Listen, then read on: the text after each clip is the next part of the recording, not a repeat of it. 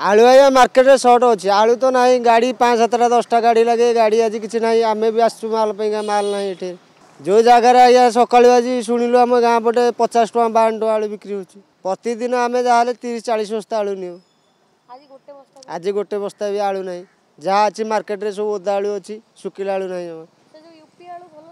UP आलू ना आज्ञा भल लगुनि लोक प्रतिदिन आज्ञा मार्केट रे तो जहाँ भी 50-100-200 बस्ता मार्केट रे बिका हो आम आज्ञा दिन को 30-40 बस्ता नि आज आज्ञा आम आलू तो नौनु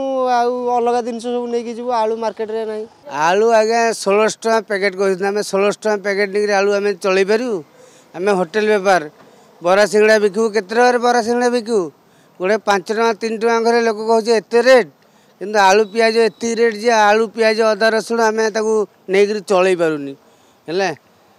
आज आज कौन आलू रेट कमिब ना कमिबनी 1600-1700 जो पैकेट आसे केते किलो आलू रे से 40 किलो 38 किलो ये रोचे किलो प्रति यदि 80 टका 16 टका यदि पैकेट हम 60 टका किलो हो 60 टका किलो नहीं 5 टका सिंगड़ा बिकू 60 टका मिल गोटे बिकिपारू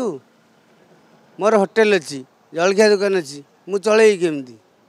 ये रसुण गोटे बर्तमान 130 टका नेली अलग जगह पचारे 160 टका 180 टका ये कहते आम चलू केमी यूपीआई तो आसुना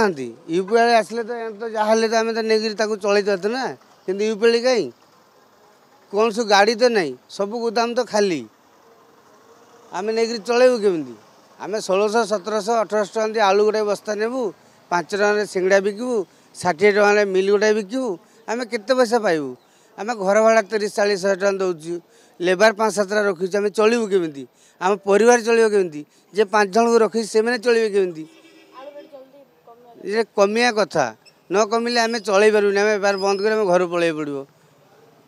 ताने आम जो 5-7 जन चलुचु आम चलू केमी आम तो ये तो आम टंकाटे पाइबुनी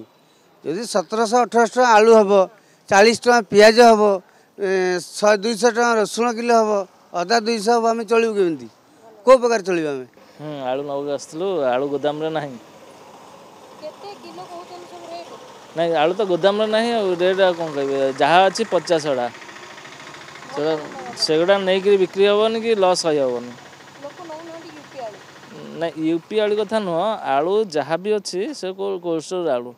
ये आलू गुड़ाक सढ़ा बाहर ओदा रोचे तार कलर भल रोनी आदि ने 50 किलो भावी ताहले बाहर तार 20 किलो टोटाली 2 दिन है मो पारे आलू ना मुझे आज आसी फास्ट टाइम मैंने ये 1 नंबर मार्केट छाड़ी गोदाम को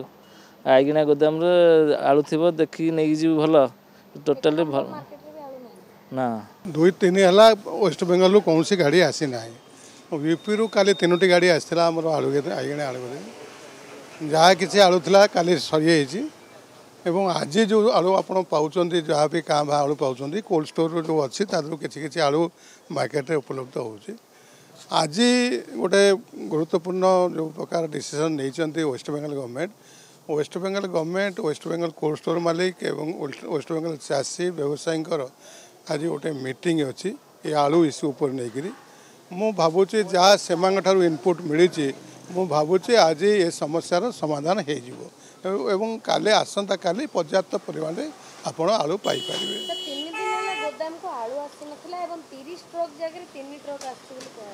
निश्चित भाव कथा कथा किंतु जहाँ आलू थिला आम पाखे जहाँ बड़की था बिक्री होता काली 3000-3200 टका आलू बिक्री होता काली जो आलू आसला आसंता काली मु भावुची ये जो समस्यार समाधान हो गले पुणी आउ थे पुणी स्वाभाविक हो आलू नॉर्मल ये 2700-2800 टका बिक्री हुए काली ये टे खर्च अधिक पड़ी आलू आसाला 30-32 यूपी आलू 3टा गाड़ी आसाला काली 30-32 टका बिक्री होता आज किसी भी गाड़ी आसी ना एवं जहाँ से खबर मिलूँ वेस्ट बेंगल जहाँ मेसेज मिलूँ आज 5टा बेलू से गोटे मीटिंग अच्छी ये मीटिंग रे आज डिसाइड हम कौन सरकार पदक्षेप नौ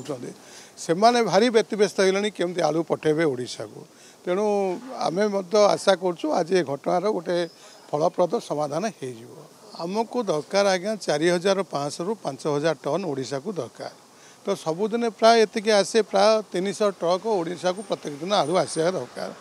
300 ट्रक परदिन आलू लोड होकर बड़े ठिया होता କିନ୍ତୁ ଯେହେତୁ ୱେଷ୍ଟବେଙ୍ଗଲ ଗଭର୍ଣ୍ଣମେଣ୍ଟ ଛାଡ଼ିଲେ ନାହିଁ ତେଣୁ ସେ ଗାଡ଼ି ଗୁଡ଼ିକ ଯେଉଁଠୁ ଲୋଡ଼ ହୋଇଥିଲା ସେଇ କୋଲ୍ଡ ଷ୍ଟୋରକୁ ପୁଣି ରିଟର୍ଣ୍ଣ ଗଲା ପୁଣି ସେଇଠି ଠିଆ ହେଇଛି ବର୍ତ୍ତମାନ ମୁଁ ଭାବୁଛି ଆଜି ଯଦି ସମସ୍ୟା ସମାଧାନ ହେଇଯିବ ଆଜି ରାତି 12ଟା 1ଟା ସୁଦ୍ଧା ସବୁ ଗାଡ଼ି ଆସିକି ପହଞ୍ଚିବ ନାଇଁ 3ଟା କେବଳ ଆଳୁ ଆଇଗିଣିଆ ଆଳୁ ଗଦିକି ଆସିଛି ଆଉ ବାକି ଅନ୍ୟ ଜାଗାକୁ ମଧ୍ୟ କିଛି ମାଲ ଆସିଛି ପ୍ରାୟ 10-30 ଗାଡ଼ି ଆଳୁ ଅଛି ଆଳୁ ଗଡ଼ିକି 15 ଟ୍ରକ୍ ଆସେ ଏଥିରୁ 3ଟା ଟ୍ରକ୍ ଆସିଥିଲା ଏବଂ ଅନ୍ୟାନ୍ୟ ଜାଗାକୁ ମଧ୍ୟ ଭୁବନେଶ୍ୱର ଅନ୍ୟାନ୍ୟ ଜାଗାକୁ ଆଉ କିଛି ଟ୍ରକ୍ ଆସେ ବର୍ତ୍ତମାନ ଆସନ୍ତା କାଲି ସୁଦ୍ଧା ସମସ୍ୟାର ସମାଧାନ ହେଇଯିବ।